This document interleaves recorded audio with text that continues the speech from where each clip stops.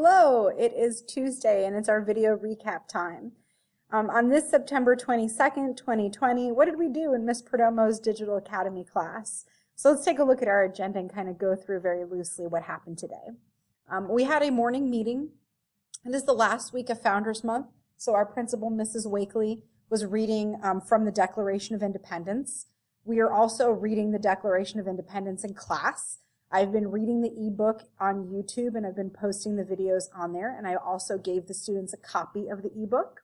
So today I wanted them, if they hadn't had the chance yet to watch the YouTube videos or to read the book, to really read it because it is a short read. And then I wanted them to visit the American Revolution Museum, which was a virtual field trip provided by Scholastic from the Writer I Survive series. So it was a 20-minute field trip that they got to go through and see some artifacts and again understand that the Declaration was a declaration of not only our independence, but a declaration of war against Great Britain. After the students had their ELA time, they came back to me at 9 o'clock for us to go over conventions. Specifically, we've been going over what is a conjunction, what is a preposition, and what is an interjection. We've taken notes on each of those different types, and now we're trying to practice them together in whole group to make sure that they understand the difference between all three of them. While yes, this may be only one question, if any, on FSA, it's our due diligence to make sure that they understand grammar. So that is why we're going over cursive and as well as why we're going over conventions. I gave the students 20 minutes of time to write in their journal. When they're done writing, I go over and explain how I write and what my process is, because I write for 20 minutes as well. I explained that today it was kind of hard to figure out what to write about. So I went back to those lists that we already have, and I found one, and I just started drawing out my bedroom because that was one of the places in my home. And I started to think about all the different things that are in my bedroom that I'd like to describe. And as I started writing, it kind of then inspired me to think about one particular item in my bedroom that I could write a little bit more about. Specifically, a Hulk comic book that I have and a Hulk picture from the 1970s show. So I thought my next story is going to be all about how awesome Hulk's origin story is from the 70s TV show. So that's just an idea of trying to show the children how that writers go through a process of trying to figure out what ideas they're going to write about, what excites them, and that there's different things you can do, from using lists to also just drawing it out and then taking that drawing and starting to put it into words. Some of the students then had the opportunity to just share some of their writing, which is wonderful. I love to hear students using dialogue and using descriptive words, because earlier this week we talked about making it from fuzzy to focused, and it happens with the word choice and how we describe things. Students had lunchtime on their own. They also had homeroom PE, and they had media with Mrs. Scoville. Haven't heard any negative remarks from Mrs. Scoville, so I'm pretty pleased, and I'm going to be optimistic that today was a lot better than it was last week, and students came back very excited about EPIC and all the different types of books that they could read on there. We had math during our normal time. My math class, my 5th grade class, spent their time taking a test for Chapter 1. I didn't assign them any homework because it took so long for them to do Chapter 1 as a test.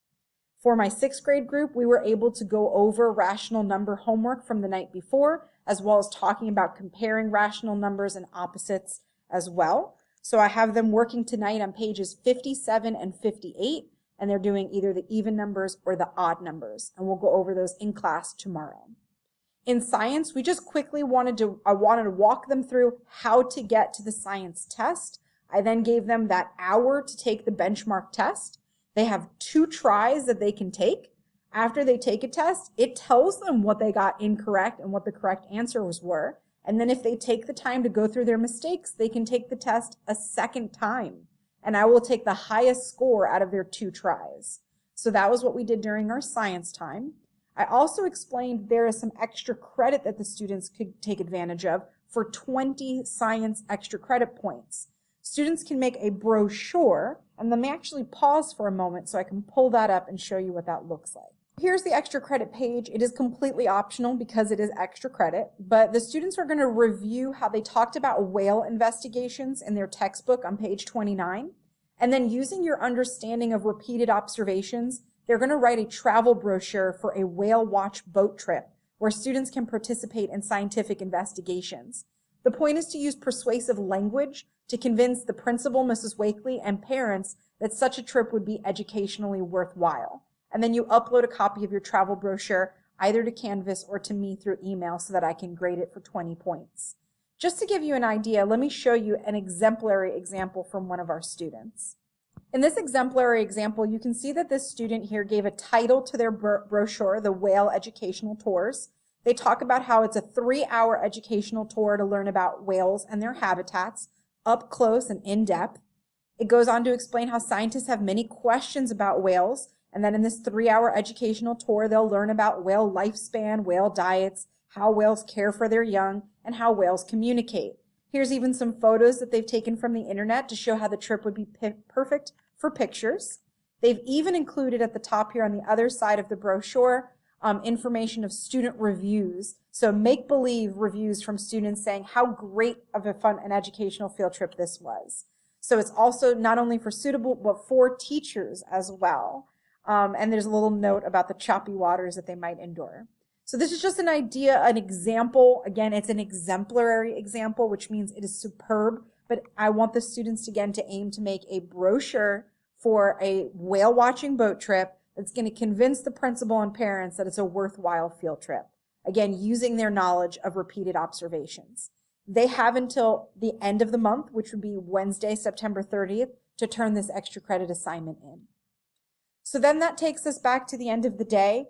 We did not go any further into what we're going to learn in science, but our next unit, which they've already begun in STEM Lab, is all about the solar system and our universe. We'll be taking some notes about the solar system and the universe, and then we'll also be doing some reading and some investigations. There will also be a group activity for them to work on where they'll actually do some research on planets.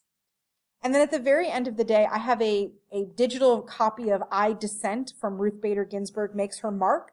And I've been playing that for the children as Ruth Bader Ginsburg just passed away. And I wanted the students to have an understanding of her legacy as well as her importance on the Supreme Court. We only got through half of the book, so we'll hear the rest of the book later this week.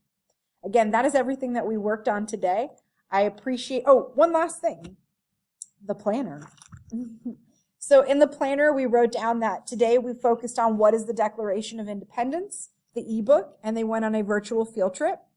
Yesterday, we were given our spelling words, so I would take a pretest to determine how many of those words I already know, so I can focus on the words I don't know how to spell properly. There's going to be vowel combinations this week, so it's a little bit trickier than the long vowels and the 2-syllable words we've covered so far.